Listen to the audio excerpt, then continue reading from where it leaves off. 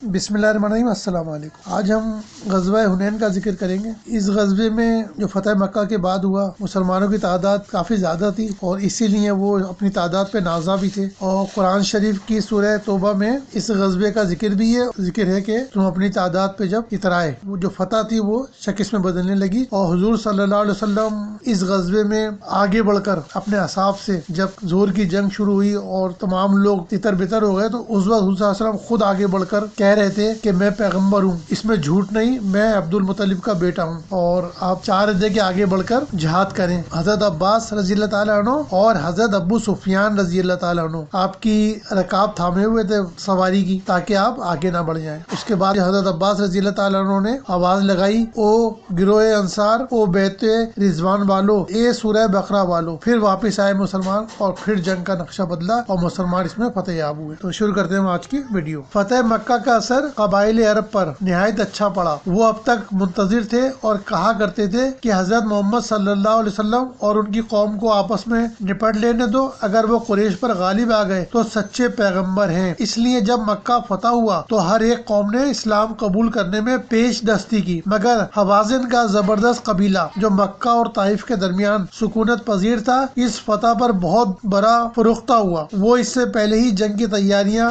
کر رہے تھے، اس لیے فتح کی خبر سنتے ہی حملے کے لیے تیار ہو گئے۔ حوازن با استثناء کعب اور کلاب کے ساتھ ثقیف تمام اور نصر و جشم تمام اور سعد بن ابی بکر اور کچھ بنو ہلال شامل ہوئے۔ جشم کا رئیس درید بن سما تھا، جس کی عمر 100 سال سے متجاوز تھی۔ اسے محض مشورے کے لیے ہودش میں بٹھا کر ساتھ لے گئے۔ تمام فوج کا سپہ سالار اعظم مالک بن عوف نصری تھا، جس کے حکم سے بچے اور عورتیں اور اموال بھی ساتھ تھے، تاکہ لڑائی میں پیچھے نہ ہٹیں۔ درید نے اس حکم کو پسند نہ کیا، مگر اس کی کچھ نہ چلی۔ رسول اللہ صلی اللہ علیہ وسلم کو خبر پہنچی تو آپ نے حضرت عبداللہ بن ابی حضرت اسلمی کو بطور جاسوس دریافت حال کے لیے بھیجا۔ وہ دشمن کے لشکر میں آئے اور انہوں نے وہاں کے تمام حالات دربار رسالت میں عرض کیے۔ حضرت صلی اللہ علیہ وسلم نے تیاری شروع کر دی۔ 10,000 درہم سے زائد عبداللہ بن ابی ربی سے، جو ابو جہل کے بھائی تھے، قرض لیے گئے، اور صفوان بن امیہ سے، جو اب تک ایمان نہ لائے تھے، 100 زریں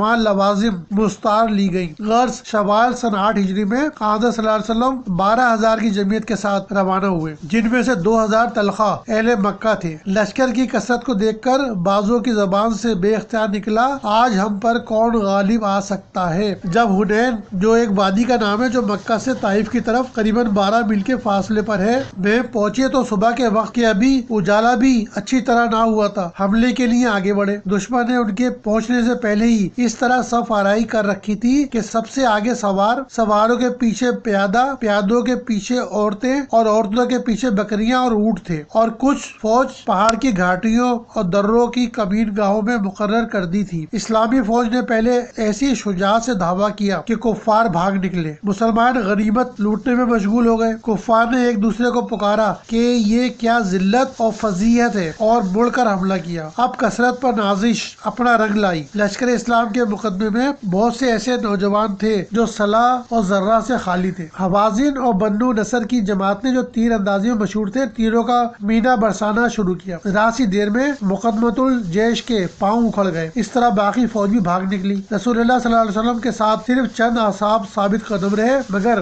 اکیلے آپ تھے کہ اس حالت میں بھی دشمن کی طرف بڑھنا چاہتے تھے، اور وہ اصحاب بمقتضائے شفقت آپ کو روک رہے تھے۔ چنانچہ حضرت عباس رضی اللہ تعالیٰ عنہ آپ کے خچر کی لگام اور حضرت ابو سفیان رضی اللہ تعالیٰ عنہ رکاب تھامے ہوئے تھے کہ آگے نہ بڑھ جائیں، اور آپ فرما رہے تھے، میں پیغمبر ہوں، اس میں جھوٹ نہیں، میں عبد المطلب کا بیٹا ہوں۔ حضرت عباس رضی اللہ تعالیٰ عنہ نہایت بلند آواز تھے۔ آپ نے حکم دیا کہ مہاجرین او انصار کو آواز دو۔ چنانچہ وہ یوں پکارنے لگے، او گروہ انصار، او بیت رضوان والو، اے سورہ بقرہ والو۔ اس آواز کا کان میں پڑنا تھا کہ لبیک لبیک کہتے ہوئے سب جمع ہو گئے۔ آپ نے صف آرائی کے بعد حملے کا حکم دیا، چنانچہ وہ نہایت بہادری سے لڑنے لگے۔ شدت جنگ کو دیکھ کر آپ نے فرمایا، اب تنور خوب گرم ہو گیا۔ لڑائی کا نقشہ بدل چکا تھا۔ مسلمانوں پر طمانینت کا نزول ہوا۔ حضرت صلی اللہ علیہ وسلم نے خچر سے اتر کر ایک مشت خاک لی اور شیاحت الوجوہ پڑھتے ہوئے کفار کی طرف پھینک دی۔ دشمن میں سے کوئی ایسا نہ تھا جس کی آنکھوں میں وہ خاک نہ پڑی ہو۔ لشکر کفار کو شکست ہوئی۔ اللہ تعالیٰ نے اپنے کلام پاک میں جنگ حنین کا ذکر اس طرح کیا ہے، البتہ تحقیق اللہ نے تم کو مدد مدد دی بہت میدانوں میں، اور حنین کے دن جب تم اپنی کثرت پر اترائے، پس وہ کثرت تمہارے کچھ کام نہ آئی، اور زمین باوجود فراغی کے تم پر تنگ ہو گئی، پھر تم پیٹ پھیر کر